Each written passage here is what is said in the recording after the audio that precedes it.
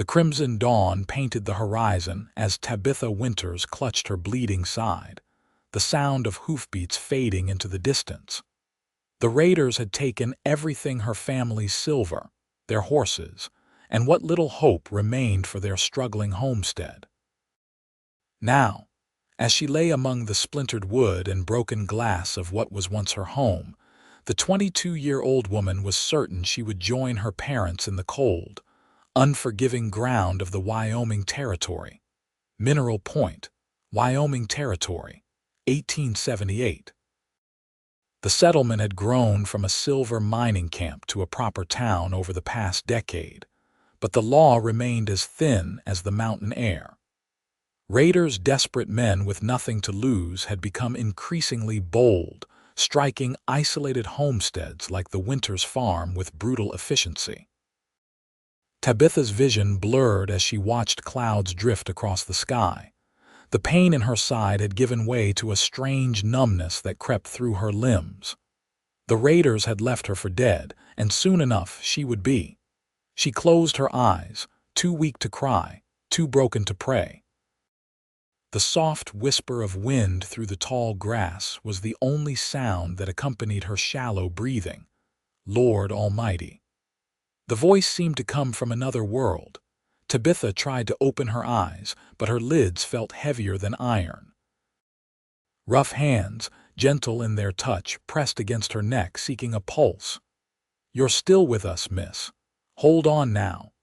Through the fog of her consciousness, she felt herself being lifted, the movement sending shards of white-hot pain through her body. She wanted to scream, but no sound came. The world swayed, and darkness claimed her once more.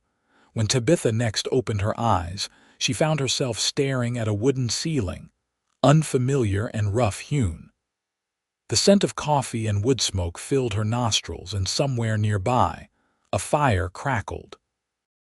She tried to move, but immediately regretted it as pain lanced through her side. "I wouldn't do that if I were you," came a deep voice from across the room. "That wound needs time to heal." She turned her head, wincing at the effort, to find a man sitting in a chair by the window, whittling a piece of wood. The golden light of sunset cast his features in sharp relief, a strong jaw covered in stubble, eyes the color of a summer storm, and hair as dark as midnight. He wasn't an old man, perhaps 30, with the weathered look of someone who'd lived hard years under the open sky. Who are you?" Tabitha managed, her voice barely above a whisper. The man set down his knife and wood, crossing the small cabin to kneel beside the bed. He reached for a cup of water on a nearby table and gently lifted her head to help her drink. "Name's Kieran Quinn. Found you at what was left of the Winters place." He paused, studying her face. "I reckon you're Tabitha Winters," she nodded slightly, the small movement causing her head to throb. "Raiders hit your place hard," he continued, his voice softening. "I was trailing them when I came across your homestead. They've been causing trouble all across the territory." Tabitha closed her eyes, memories flooding back. "My parents." "I'm sorry," Kieran said simply. "I found them. Gave them a proper burial on the hill behind your house." Tears slid down Tabitha's cheeks, hot and bitter. Her mother and father, both gone in an instant of senseless violence. They had come to Wyoming 5 years ago, chasing dreams of land and prosperity after the war had taken everything from them in Missouri. "How long?" she began. 3 days, Kieran answered. "You've been drifting in and out. The bullet went clean through your side, but you lost a lot of blood. I wasn't sure you'd make it." "Why did you help me?" Tabitha asked, her eyes searching his face. Kieran's expression remained impassive, but something flickered in his eyes. "Couldn't just leave you there to die." "Are you a doctor?" A ghost of a smile crossed his lips. "No, madam. Just a cowboy who's seen his share of bullet wounds." He stood, returning to his chair. "I've sent word to the marshal in town. He'll want to talk to you when you're stronger." Tabitha tried to process this information, but exhaustion pulled at her. Her eyelids grew heavy once more, and despite her efforts to stay awake, sleep claimed her again. The next time she woke, sunlight streamed through the cabin's single window. Kieran was nowhere to be seen, but she could hear the sounds of activity outside. Gritting her teeth, Tabitha pushed herself up slightly against the pillows, the effort leaving her breathless and sweating. The door opened, and Kieran stepped inside, carrying an armful of firewood. He stopped when he saw her awake and sitting up. "Well now, that's a sight I wasn't expecting to see so soon," he said, setting the wood down by the stone fireplace. "You're tougher than you look, Miss Winters." "Tabitha," she corrected him. "Please," he nodded, moving to the stove where a pot bubbled. "Hungry, I've got rabbit stew." The mention of food made her stomach growl loudly, drawing a chuckle from Kieran. He ladled stew into a wooden bowl and brought it to her, along with a spoon. "Can you manage?" he asked. "Yes," she said with more confidence than she felt. Her hands trembled as she took the bowl, but she was determined not to appear helpless. Kieran watched her for a moment before returning to the stove to serve himself. As they ate in silence, Tabitha took the opportunity to study her surroundings. The cabin was small but tidy, with a bed, table, 2 chairs, and the fireplace. Rifles hung on pegs by the door, alongside a worn saddle and various tools. A bookshelf held a surprising number of volumes for a cowboy's cabin. "This is your home?" she asked finally. Kieran nodded, sopping up the last of his stew with a piece of cornbread. "For the past 3 years, I work for the Circle M Ranch most of the time, but I prefer my own company when I'm not on the drive. And the Circle M, it's near Mineral Point, about 5 miles west. Town's another 3 beyond that." He set his empty bowl aside. "Marshall should be by tomorrow. Feel up to talking about what happened?" The question brought back the horror of that day in vivid detail. Tabitha set down her spoon, her appetite suddenly gone. "They came at midday," she began, her voice hollow. 6 men. They wanted the money from Pa's cattle sale when he resisted." She trailed off, unable to continue. "You don't need to talk about it now," Kieran said quietly. "Rest. There'll be time enough later." Tabitha nodded gratefully, handing him her half-finished bowl. "Thank you, Mr. Quinn, for everything." "Kieran," he corrected, a hint of warmth in his eyes. "Just Kieran." The following days fell into a rhythm. Kieran would tend to his chores around the cabin and the small corral where he kept his horses, then check on Tabitha's wound, changing the bandages with surprisingly gentle hands. He was a man of few words, but Tabitha found comfort in his quiet presence. Marshal James Byon arrived on the 4th day, a gruff man with a silver mustache and sharp eyes that missed nothing. He sat by Tabitha's bedside, notebook in hand, as she recounted the events of the raid. "Did you recognize any of the men?" he asked when she finished. Tabitha shook her head. "They wore bandanas over their faces, but one of them, the leader, I think had a scar above his right eye, and another had a missing finger on his left hand." The marshal's eyes narrowed. "Sounds like the Blackwell gang. They've been terrorizing homesteads from here to Laramie." He glanced at Kieran, who leaned against the doorframe. "You still tracking them, Quinn?" Kieran replied evenly. "Found something more important to tend to." Marshal Byon nodded, understanding passing between the men. He turned back to Tabitha. "Miss Winters, I'm sorry about your parents." "Good folks they were. Do you have family you can go to?" "No," she answered softly. "No one," the marshal sighed, closing his notebook. "Well, there's Mrs. Holloway in town who takes in boarders." "Once you're well enough, I'm sure she can stay here," Kieran interrupted, surprising both Tabitha and the marshal. "At least until she's fully recovered." Marshal Byon raised an eyebrow. "That right, Miss Winters? You comfortable with that arrangement?" Tabitha looked at Kieran, trying to read his expression. She barely knew this man, yet he had saved her life and shown her nothing but kindness. The alternative was to be a charity case in town, dependent on strangers' goodwill. Yes, she decided, if Mr. Quinn doesn't mind. Settled then, the marshal said, rising. I'll let folks in town know you're alive. They'll be mighty relieved. The Blackwell gang will pay for what they've done, I promise you that. After the marshal left, an awkward silence fell between Tabitha and Kieran. She fidgeted with the edge of the blanket, uncertain of what to say. You don't have to stay here if you don't want to, Kieran said finally. I just thought, no, I'm grateful, Tabitha interrupted. Truly, I don't know what I would do otherwise. He nodded, seemingly relieved. I'll make up a pallet for myself by the fire. You keep the bed. I couldn't put you out of your own bed, she protested. It's not up for debate, he replied. The matter clearly settled in his mind. As the days passed, Tabitha's strength gradually returned.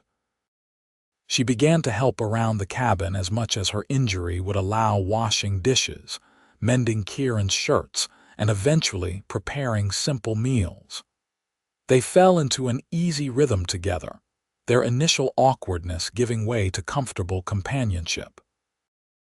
One evening, as they sat by the fire after supper, Tabitha finally gathered the courage to ask the question that had been on her mind. Kieran, the marshal spoke as if you were hunting the Blackwell gang. Are you some kind of lawman? He was silent for so long that she thought he might not answer. When he did, his voice was low, almost distant. I was a Texas Ranger once upon a time. Now I'm just a man settling a debt. What kind of debt? Kieran stared into the flames.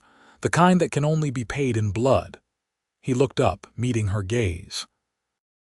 The Blackwell gang killed my brother 2 years ago. He was a rancher near Fort Worth, had a wife, 2 little ones. I'm sorry, Tabitha whispered, understanding dawning. So you've been tracking them all this time. They fled north after a bank robbery went wrong. I followed. He picked up the iron poker, stirring the fire. Been close a few times, but they're slippery. Now they've hurt you too. The implication hung in the air between them. Tabitha reached out impulsively, placing her hand on his arm. Vengeance won't bring back your brother, or my parents. No, he agreed, his eyes meeting hers. But justice might help us both sleep at night. In that moment, something shifted between them, a recognition of shared loss, of understanding that went beyond words. Tabitha felt a warmth that had nothing to do with the fire, a connection to this quiet, haunted man who had saved her life. The following weeks brought a gradual healing, both physical and emotional. Tabitha's wound closed, leaving an angry red scar that would fade with time. Her grief remained raw, but the crushing weight of it began to ease as she focused on the day-to-day tasks of survival. Kieran taught her to shoot his Winchester rifle, insisting she needed to defend herself. I won't always be around, he explained as they set up bottles on a fallen log behind the cabin. Where are you going? She asked, alarm rising in her voice. Nowhere yet, he assured her, but this is the frontier. Best be prepared. She was a quick study, her father having taught her the basics of handling a pistol years ago. By their 3rd lesson, she was hitting more targets than she missed. You're a natural, Kieran remarked, something like pride in his voice. Pa always said I had a good eye, she replied, lowering the rifle. The memory brought a pang of sadness, but it was bittersweet now rather than purely painful. As they walked back to the cabin, Kieran hesitated. I need to ride into town tomorrow for supplies. Would you like to come? Might do you good to get out for a spell. The prospect of leaving the safety of the cabin filled Tabitha with both excitement and trepidation. She hadn't been beyond the clearing since Kieran had brought her there, wounded and half dead. I think I would, she decided. Yes. The journey to Mineral Point the next day was Tabitha's first real test of endurance. Kieran had borrowed a gentle mare from the Circle M for her to ride. But even so, The motion of horseback sent occasional twinges of pain through her healing wound. She gritted her teeth and said nothing, determined not to appear weak. The town itself was smaller than she remembered. A single main street lined with false-fronted buildings, general store, saloon, blacksmith, and a handful of other establishments. People stopped to stare as Kieran rode in with Tabitha at his side, whispers following in their wake. "Word travels fast in small towns," Kieran muttered as he helped her dismount in front of the general store. Inside, the storekeeper, a round man with spectacles perched on his nose, nearly dropped the sack of flour he was lifting when he saw her. "Miss Winters, good heavens above, it's a miracle. We all thought you were," he stopped abruptly, flushing. "Well, we're mighty glad to see you recovered." "Thank you, Mr. Abernathy," Tabitha replied, remembering the man's name from her family's infrequent trips to town. "Your parents were good people," he said solemnly. "A terrible business, just terrible." He turned to Kieran. "The marshal says you took her in, Quinn. That was decent of you." Kieran merely nodded, handing over a list of supplies they needed. As Mr. Abernathy bustled about gathering the items, the bell above the door jingled, and 3 women entered, stopping short at the sight of Tabitha. The oldest of them, a handsome woman in her 50s with steel-gray hair, recovered first. "Tabitha Winters, as I live and breathe. Martha Holloway, dear. We met at the church social last Christmas." "Of course, Mrs. Holloway," Tabitha said, though the memory was hazy. "We've been praying for your soul," the woman continued. "And here you are in the flesh." Her eyes darted between Tabitha and Kieran, a slight frown creasing her brow. "I hear you've been staying at Mr. Quinn's cabin while you recuperate." The emphasis she placed on the words made her meaning clear, and Tabitha felt heat rise to her cheeks. "Mr. Quinn saved my life," she said firmly. "He's been a perfect gentleman." Mrs. Holloway's smile was tight. "Of course, dear. Still, if you'd like more." "Appropriate accommodations. My boarding house has a vacant room." Before Tabitha could respond, Kieran stepped forward, his expression neutral but his eyes hard. "Miss Winters is welcome to stay with me as long as she wishes. Your concern is noted, Mrs. Holloway." The woman sniffed, clearly disapproving but unwilling to argue further. "The offer stands, Tabitha. Good day to you both." With that, she and her companion swept out of the store. "That'll be all over town by sundown," Mr. Abernathy remarked as he finished gathering their supplies. "Folks mean well, but they do love to talk." Kieran paid for the goods, his jaw tight. As they loaded the supplies onto their horses, Tabitha touched his arm. "I'm sorry if I've caused trouble for you." He shook his head. "You haven't. People will talk regardless of what we do." "Question is, does it bother you?" Tabitha considered this. Once perhaps the idea of scandal would have mortified her, but after facing death, after losing everything, the opinions of town gossip seemed trivial. "No," she said honestly. "It doesn't." Something like relief flickered across Kieran's face. "Good. Let's head back before it gets dark." They had just mounted their horses when Marshal Byron hurried toward them, waving to catch their attention. "Quinn, Miss Winters, glad I caught you." He reached them, slightly out of breath. "Just got word from a stage-coach driver. The Blackwell gang hit a freight wagon on the Eastern Road yesterday. They're getting bolder." Kieran's expression hardened. "Anyone hurt?" "Driver took a bullet in the shoulder, but he'll live." The marshal glanced at Tabitha. "Just thought you should know they're still in the area. Be careful heading back. I've got a posse forming, but we won't be ready to ride till morning." "We'll keep our eyes open," Kieran promised. As they rode home, the mood between them had shifted. Kieran kept scanning the horizon, one hand resting on the revolver at his hip.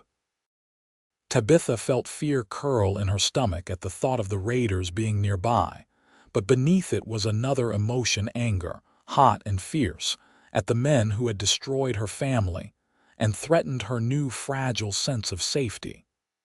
"Would you join the posse?" she asked as they neared the cabin. Kieran was quiet for a long moment. "Part of me wants to," he admitted. "Been hunting these men for 2 years, but—" He glanced at her. "I won't leave you alone, not with them in the area." The declaration warmed her despite the circumstances. "I can shoot now," she reminded him. "You've seen to that."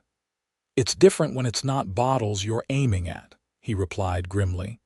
That night after supper, Tabitha sat by the fire mending one of Kieran's shirts while he cleaned his guns. The domesticity of the scene struck her suddenly, how natural it felt to be here with him, how quickly she had come to think of this cabin as home. "What will you do?" she asked softly. "When this is over, I mean, when they've caught the Blackwell gang." Kieran's hands stilled on the revolver he was oiling. "Haven't thought that far ahead," he admitted. "Go back to ranching, I suppose. It's all I know besides tracking and fighting." He looked up at her. "What about you?" The question caught her off guard. She had been living day to day, focused on healing, on survival. The future stretched before her, vast and uncertain. "I don't know," she confessed. "The homestead is gone. I could try to rebuild, but—" The thought of returning to the place where her parents had died, of living there alone, filled her with dread. "You could sell the land," Kieran suggested. "Start fresh somewhere else. Perhaps." She set down her mending, suddenly restless. "I've been thinking about what Mrs. Holloway said today." Kieran's expression shuddered. "About staying in town. About propriety," Tabitha clarified. "I'm not concerned with gossip, but I don't want to bring dishonor to your name after all you've done for me." He gave a short laugh.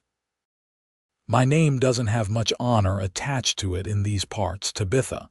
I'm just the quiet cowboy who keeps to himself." "That's not true," she protested. "Mr. Abernathy spoke well of you, and the marshal clearly respects you." Kieran set his gun aside, regarding her with an intensity that made her breath catch. "Why does it matter what people think of me?" The question hung between them, loaded with unspoken meaning. Tabitha met his gaze steadily, despite the heat rising to her cheeks. "Because I care what happens to you," she said simply. "You've become important to me." Kieran stood, crossing the small space between them. He knelt before her chair, taking her hands in his. His touch was warm, calloused from years of hard work. "You've become important to me too," he said, his voice low and rough with emotion. "More than I expected. More than I had any right to hope for." Tabitha's heart pounded in her chest as she looked into his eyes, seeing there a reflection of her own feelings, longing, fear, and something deeper that neither of them had yet dared to name.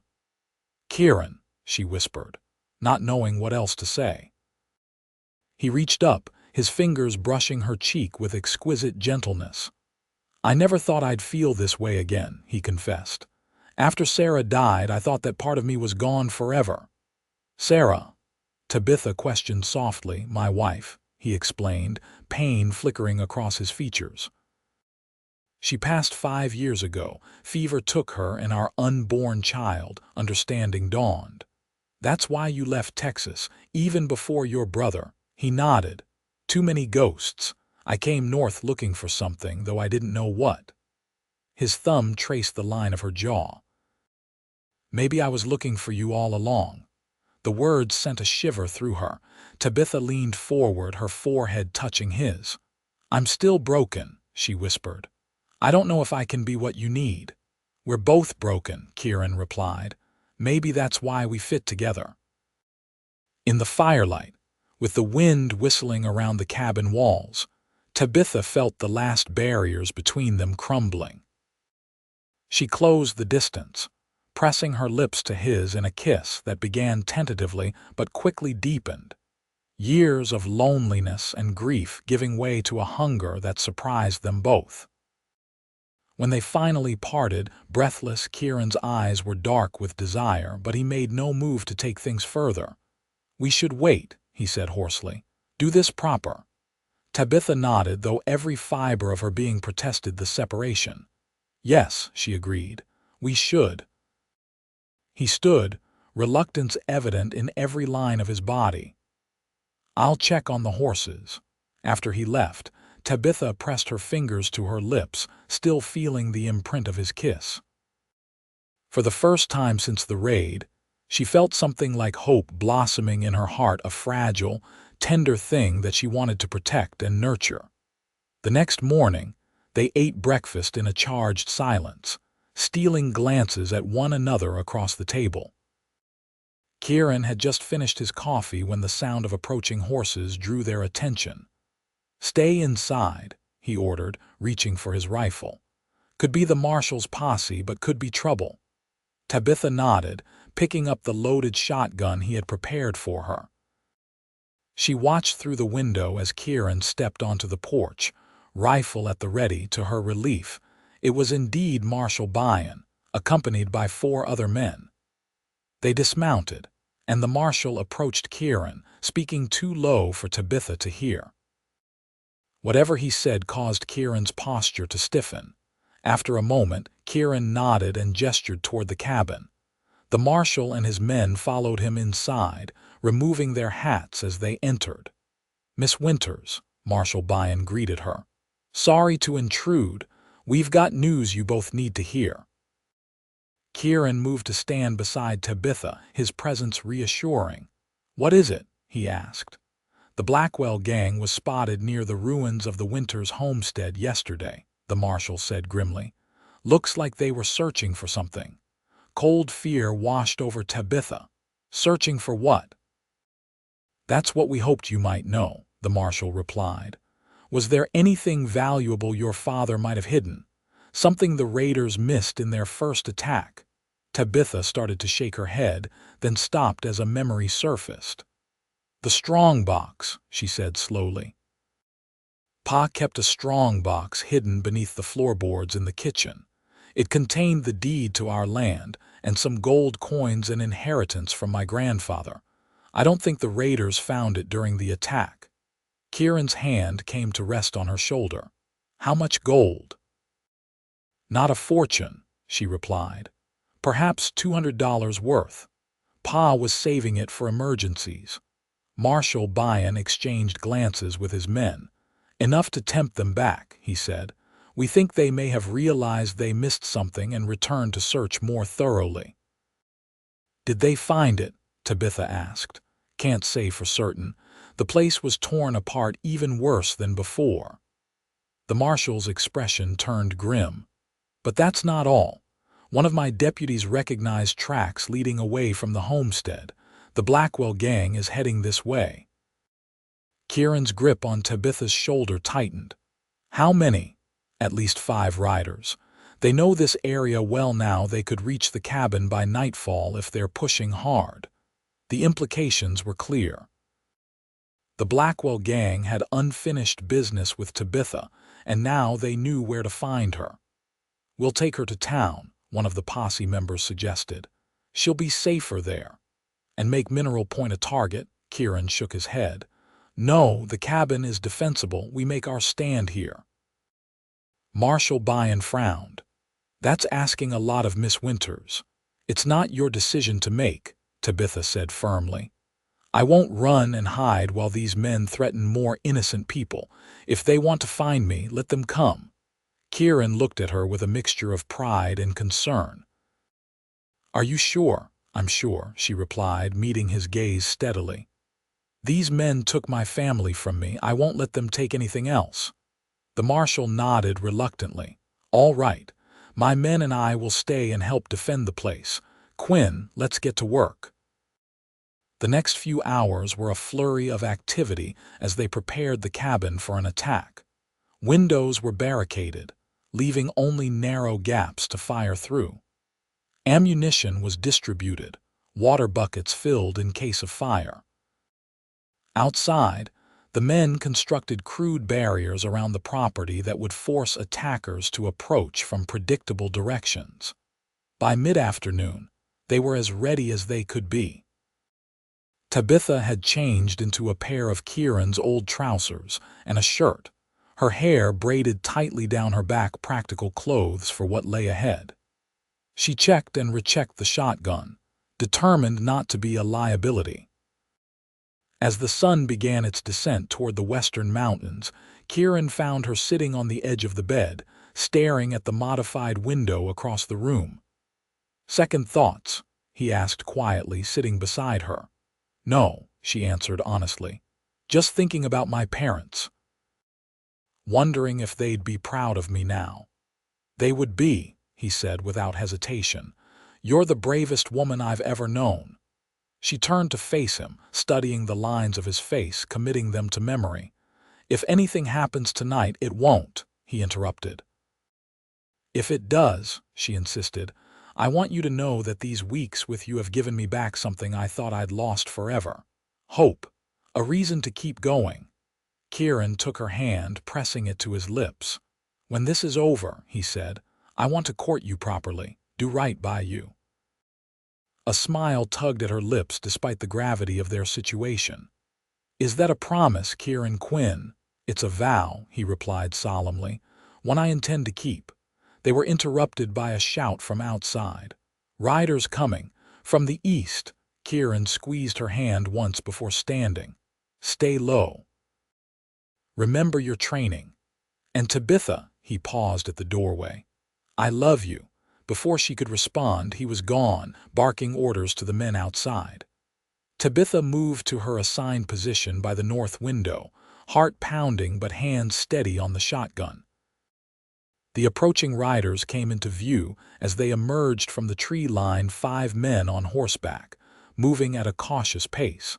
They halted just beyond rifle range, seemingly assessing the situation. "That's far enough." Marshal Byon's voice rang out from his position behind a water trough. "You men are wanted for murder and robbery. Throw down your weapons and surrender."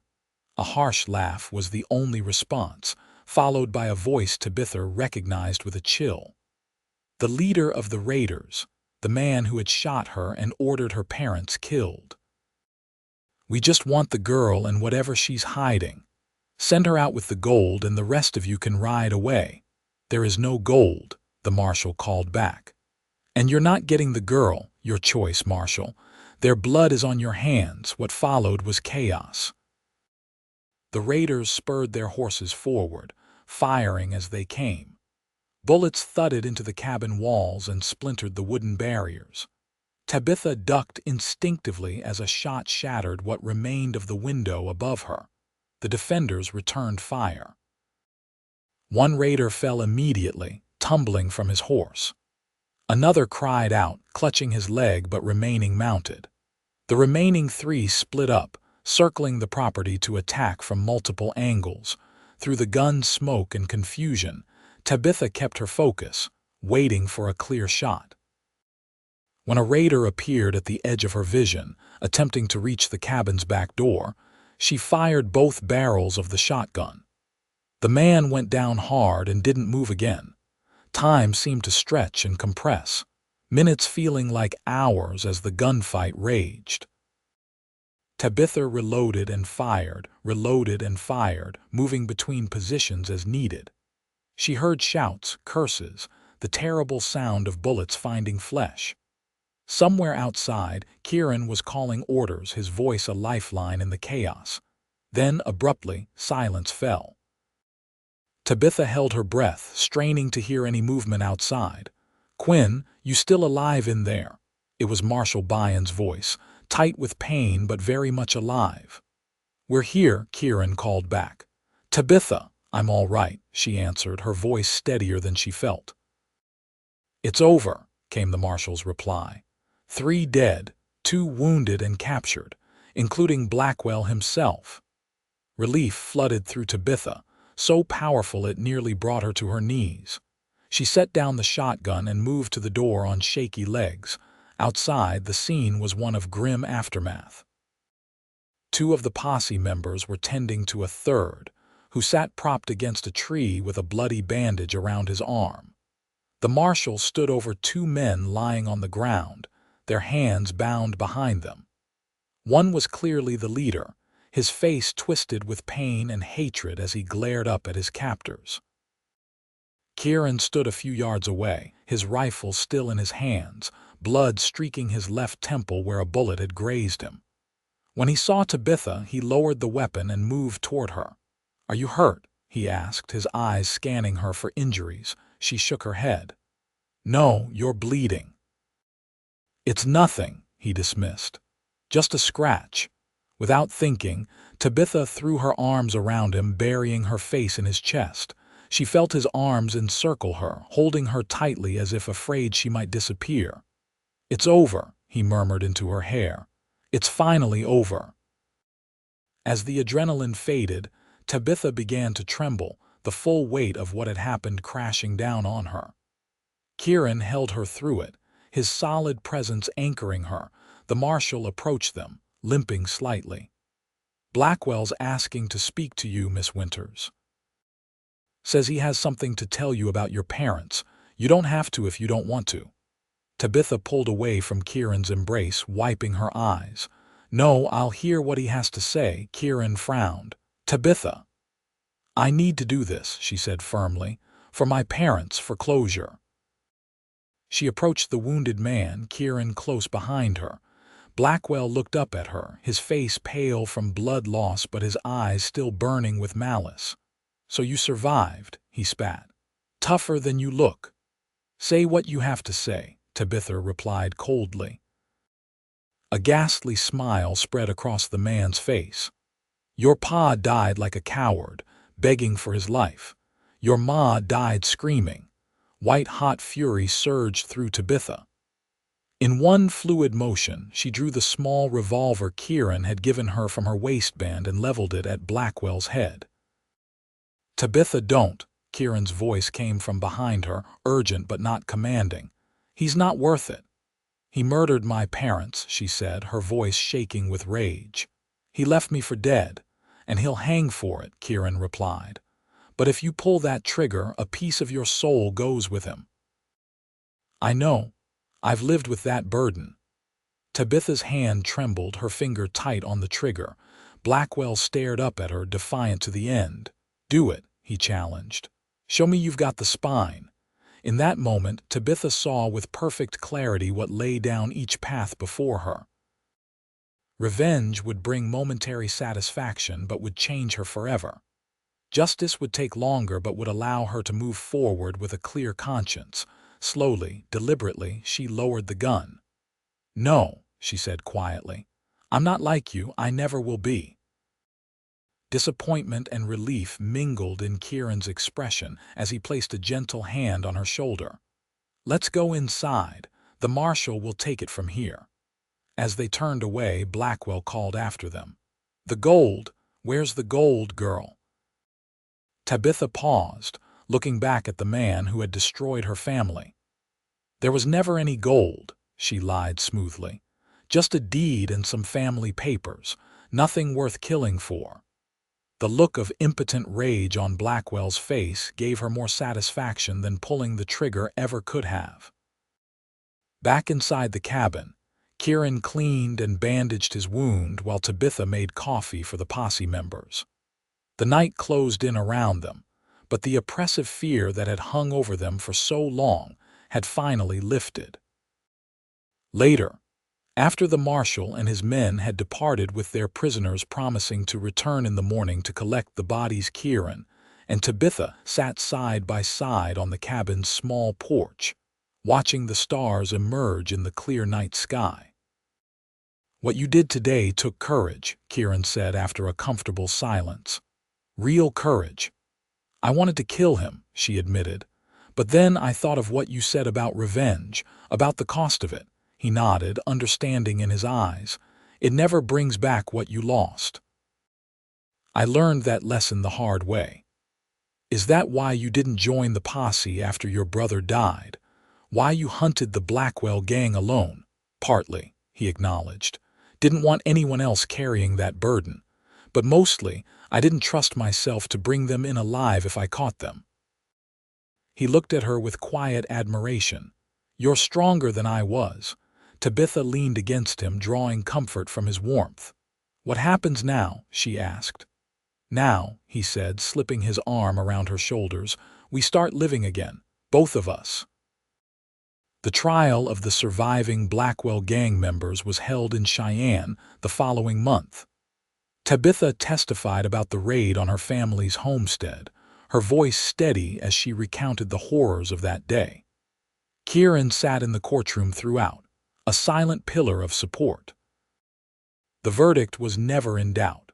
Seth Blackwell and his remaining henchmen were sentenced to hang for their crimes. When the judge delivered the sentence, Tabitha felt not triumph but a quiet sense of completion, a chapter of her life closing. Outside the courthouse, she turned to Kieran. "I want to go back," she said. "To the homestead, one last time." He studied her face. "Are you sure?" "Yes, I need to say goodbye properly." The journey back to the ruins of the Winters farm was made in silence, each lost in their own thoughts. When they crested the hill and the charred remains of the house came into view, Tabitha felt a pang of grief, but it was duller now, tempered by time and healing. They dismounted, and Tabitha walked slowly through what had once been her home. The roof was gone, the walls blackened and crumbling. Nature had already begun to reclaim the site, wildflowers pushing up through the ashes. "It looks smaller," she remarked softly. Kieran remained a respectful distance behind her. "Do you want me to wait with the horses?" She shook her head. "No, I want you here." They moved to the back of the property, where two simple wooden crosses marked the graves of Thomas and Alina Winters. Kieran had carved them himself before Tabitha had even regained consciousness. Now, she knelt beside them, placing wildflowers at the base of each cross. "I miss you both," she whispered. "I hope you're at peace." After a moment, she rose and turned to Kieran. "There's one more thing I need to do." They entered what remained of the kitchen. The floor was charred but still intact in places. Tabitha counted the boards from the wall, then knelt and began prying up one that appeared less damaged than the others. Beneath it, miraculously untouched by the fire, was a small metal strongbox. She lifted it out, testing its weight. The key had been lost in the raid, but Kieran produced a small set of tools from his pocket. "May I?" he asked. She nodded, and he worked the lock skillfully until it clicked open. Inside lay the deed to the property, yellowed with age, and a small leather pouch. Tabitha opened the pouch, pouring the gold coins into her palm. "My grandfather's legacy," she explained. "Pa never touched it, no matter how hard times got. Said it was my inheritance." Kieran whistled softly. "That's enough to start fresh anywhere you choose." "Yes," she agreed, returning the coins to the pouch. "But I already know where I want to be." She looked up at him, her eyes clear and certain. "With you, if you'll have me." The emotion that crossed his face was too complex to name: joy and wonder and perhaps a touch of fear. "Tabitha, I'm just a cowboy with a small cabin and not much to offer." "You offered me life when I was dying," she replied simply. "You offered me safety when I was afraid. You offered me hope when I had none left. What more could I possibly need?" He reached out, taking her hands in his. "I love you," he said, the words no less powerful for having been said once before. "I'll spend the rest of my days trying to be worthy of you." "And I love you," she answered, the declaration feeling like coming home. "We'll be worthy of each other." 3 weeks later, on a bright autumn day, Tabitha Winters became Tabitha Quinn in a small ceremony at the church in Mineral Point. Mrs. Holloway sniffed disapprovingly at the hasty nature of the wedding, but most of the town turned out to witness the union of the brave young woman who had survived the Blackwell gang and the quiet cowboy who had saved her. Marshall Byon stood as Kieran's best man, and the rancher's wife from the Circle M stood with Tabitha. After the ceremony, there was a modest celebration at the saloon, which had been cleared of its usual clientele for the occasion. As the newlyweds danced to a fiddle player's rendition of a sweet, slow tune, Kieran held his bride close. "Happy," he murmured in her ear.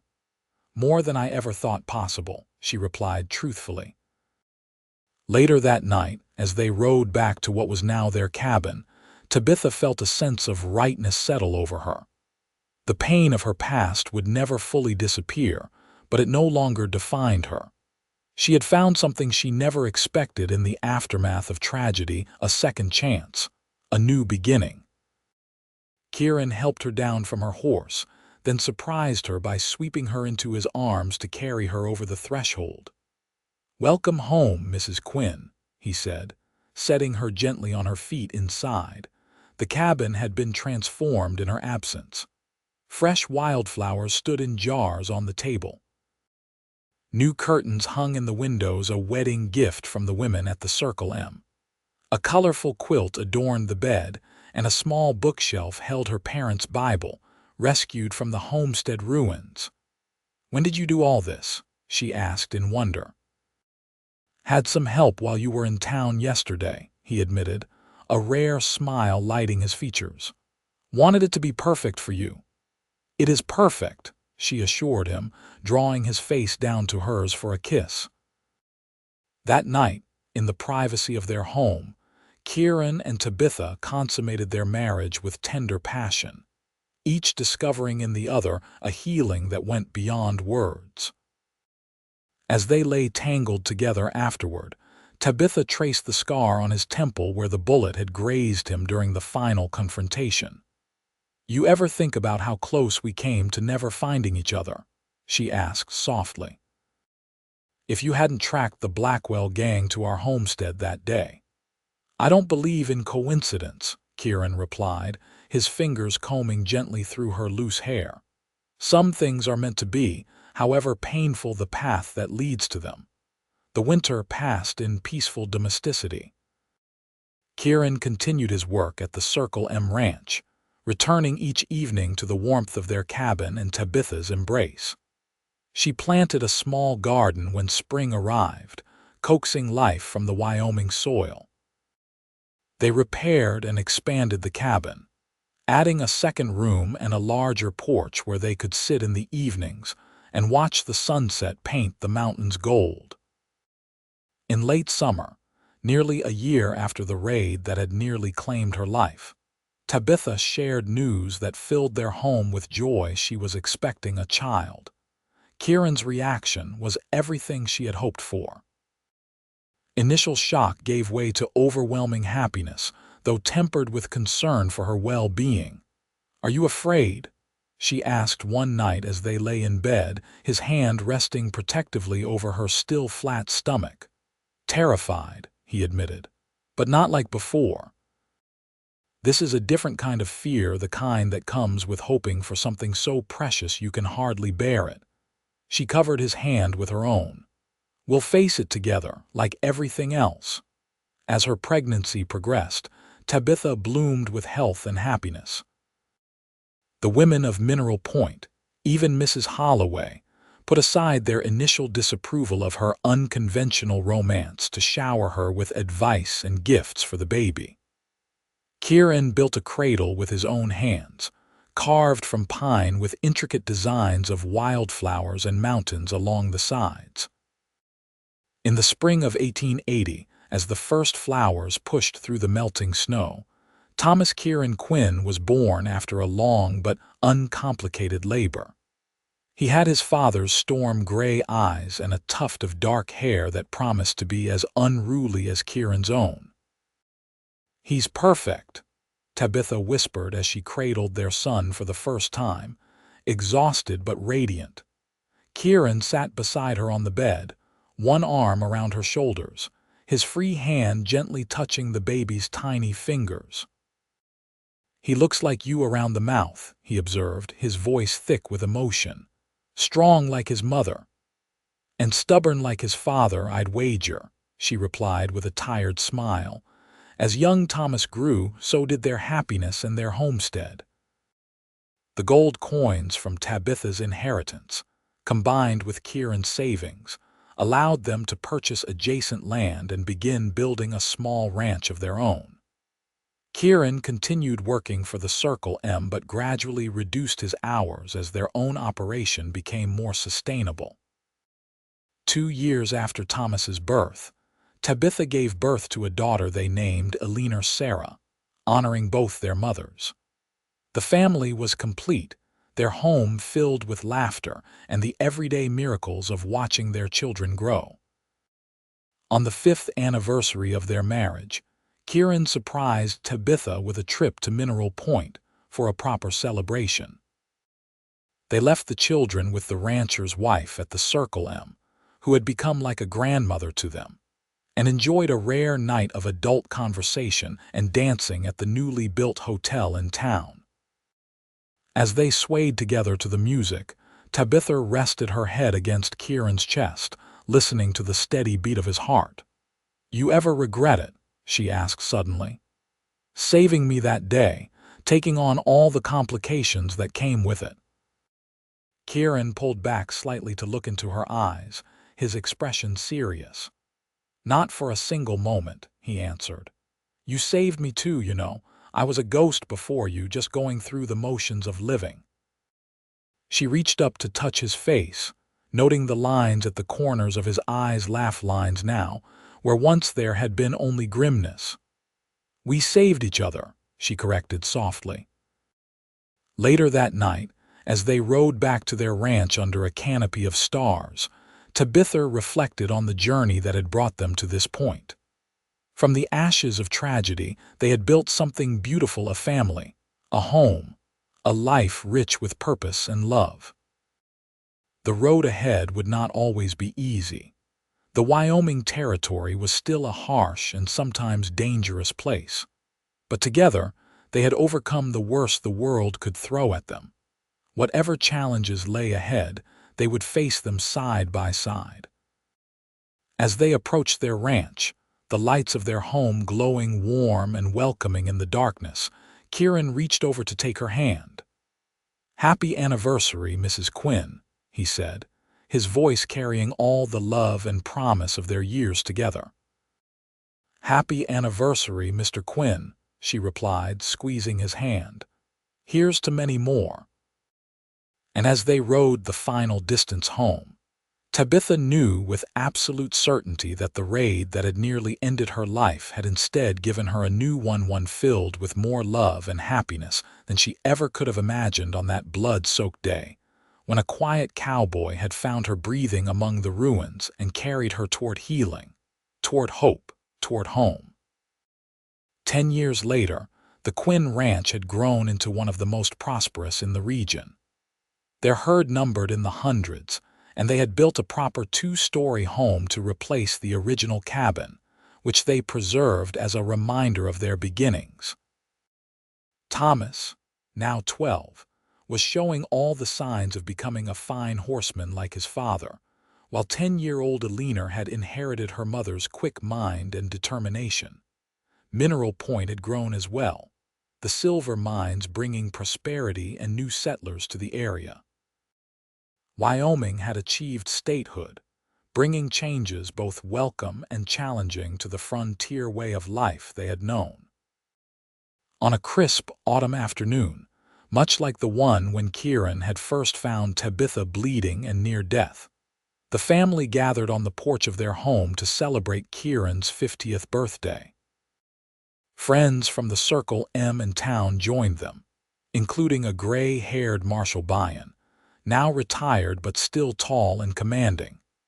As the guests mingled and the children played, Kieran found Tabitha standing alone by the corral, watching the sunset paint the mountains in shades of gold and crimson.